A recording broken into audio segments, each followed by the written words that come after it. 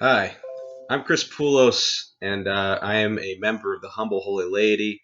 And Thomas asked me to share my ministry.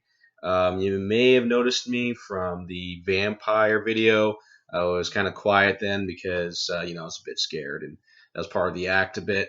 But um, I've been called to tell you about the life of an active lay contemplative, which is my lifestyle, and how Thomas and I believe that this is the next level for the laity. And the reason being why this is so important is because there's a lot of reparation that needs to be done with what's going on in the Vatican. There's a lot that needs God's mercy, power, and grace through our prayers to enlighten people as to what's going on and get people out of their couches and into the battle, into the action, into the prayer, into the fasting. And I'm here to explain to you how you can get involved spiritually. Now, what first of all, the question being is, what is contemplation?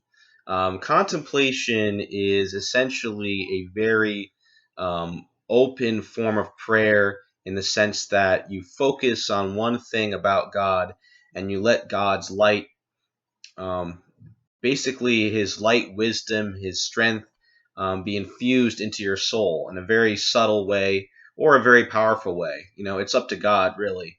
But I would say that this would be the alternative to all of the yoga and meditation many people are getting into.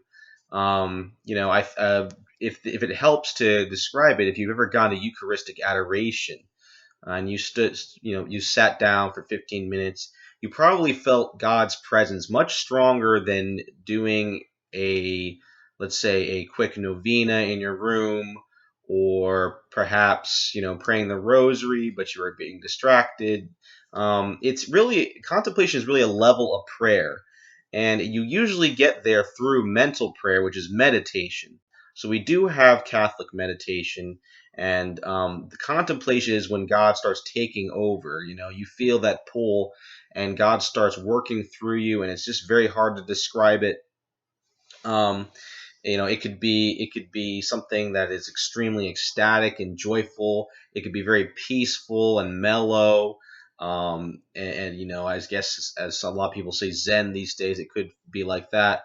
It could be dry. You could experience dryness, but the whole point of contemplation is that you are waiting, you are listening for the voice of the Lord, you are trying to find God in the darkness of faith, and it's very powerful, even though if it may not seem that way, because it quickly increases the soul's sanctity, and it also really teaches you a lot about who God is, the depths of His heart.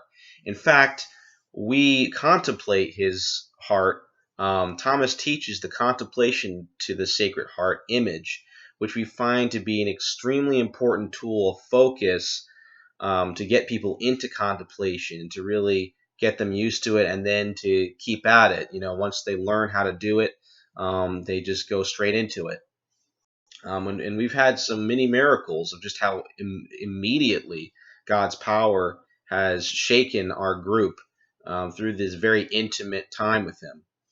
And in order to really get the most out of it, um, I think we need to dispel a lot of ideas of holiness. Holiness is not where you have to be a great ascetic or a hermit in a cave or an anchorite in order to consider yourself holy or to consider yourself ready for mental prayer. Mental prayer can be done at any given point in time when you have some time alone, you have some free time, you're not working, and anyone could really do it. Saint Teresa of Avila thought that this was for everyone. So did many of the mystics. They realized that God, when someone comes to God with a selfless heart, willing to serve and adore Him, God responds.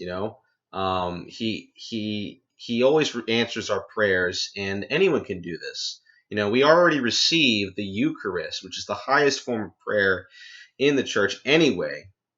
So, seeing as how this is the second highest form of prayer, that can really build upon appreciation of the Eucharist that we've been finding also in the HHL. Prayer can help us appreciate the sacraments and get more out of the sacraments, and vice versa. Um, and so, I have experienced, I'm just a 27-year-old guy with a pretty normal life here in New Jersey, and many of the people, well, most of the people on the HHL have never been in a religious convent or monastery anymore, and yet they are experiencing contemplation. They are experiencing great peace found in God, and they are experiencing that pull to try to really let God dominate our lives. And so it can be done as long as you have time, 30 minutes to an hour a day. We all pray the Divine Office, which is a beautiful prayer for morning and evening. We're very flexible on that. You can pray it at any point in time in the morning or evening when you have the time. God understands. God understands that we laity, we do not have the days meted out to us by a monastery and convent. But words really can't express what it means and feels like to enter the fortress of prayer and to try to pry open that door to contemplation and discover the interior castles within. You actually do experience, we read Bible passages about us being the temple of the Holy Spirit, but a contemplative really takes ownership of it and really experiences themselves the temple of the Holy Spirit, that God does dwell within us, the kingdom is within us. Despite the fact that we're sinners and we make mistakes, he still works within us very profoundly. And not only is it this a great way to reach God and to really purify ourselves and become holier and become humbler, but the prayer is so powerful, just kind of like the rosary, where the prayer is super abundant. The great mystics, there's a lot of writing where the great mystics, just a few holy people, probably averted much of God's wrath.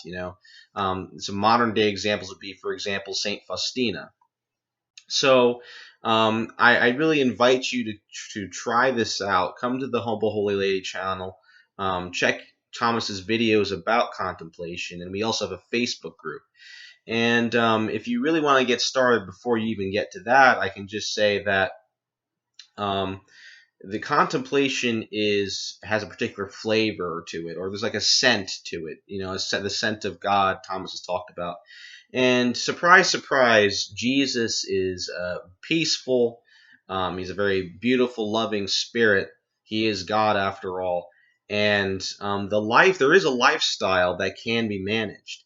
And it's a lifestyle where we do everything prayerfully. We can offer up our daily work prayerfully. We can turn off all the distractions, the noise of social media. And I've been noticing that social media really is a lot worse than most people realize, because the noisiness of social media and TV channel surfing and internet surfing is antithetical to the consistency and the peace and the depth of God. So, even in terms of recreation, we can sanctify that. Let's read some good books about deep things and that are really passionate and adventurous. Let's maybe learn to focus our minds. Stop getting our minds so distracted. Let's eat some healthier food, with natural fats. Let's get better sleep. Let's go to bed at a certain time that's earlier. Let's take Sundays off, and really spend time with families. All of these things, I think. Oh, let's fast from food on Friday, and maybe from meat. Fast from technology. Now that's my favorite, because again, that really hones in everything to a very personal, local level, and that, I think, if you really want to get something going already, and if you're feeling inspired, and even if you're already a contemplative or a lay contemplative of some kind, our actions really help our prayers, just like our prayers help with actions. And we can't do one without the other. We have to do our daily duties and we have to act. And I think that these are important actions if you really want to feel that spiritual awakening. Because there is a science to this, in the sense that things that are not of God cut us off from God, even things that are good. And so I just encourage you to not feel as if this is something that isn't possible, but that it's something that's very much able to be incorporated into our daily lives. You don't have to be a Luddite or an anchorite or a hermit to have this beautiful, intimate walk with the Lord and feel filled beyond your wildest dreams, and to really become the saint that we are all called to be. So, with all that being said, this was just a little bit of a teaser for my two streams I'll be doing on the Humble Holy Lady channel. The first is the Woke Saturday, about a holy, uh, holy minimalist lifestyle, and I'll be discussing that I've been learning. And the other will be a Thursday stream, and that will be about, we usually discuss matters about the faith. So that will be about the Garden of Eden and what happened there in the fall, and maybe a little bit into the dynamics between men and women. That's a big hot topic these days with a lot of crazy philosophies going on. And there's a little spiritual insights to what's going on there, and how we throughout the ages nothing really changes in terms of fallen human nature. So that's about it. I hope you have a blessed, peaceful Sunday, and I hope to see you all there. The Thursday stream will be taking place around 5 p.m. Eastern Time, or 4:30. I'll have it scheduled, and the Saturday stream takes place at 9:30 a.m. on Saturdays. God bless, and hope to see you there soon.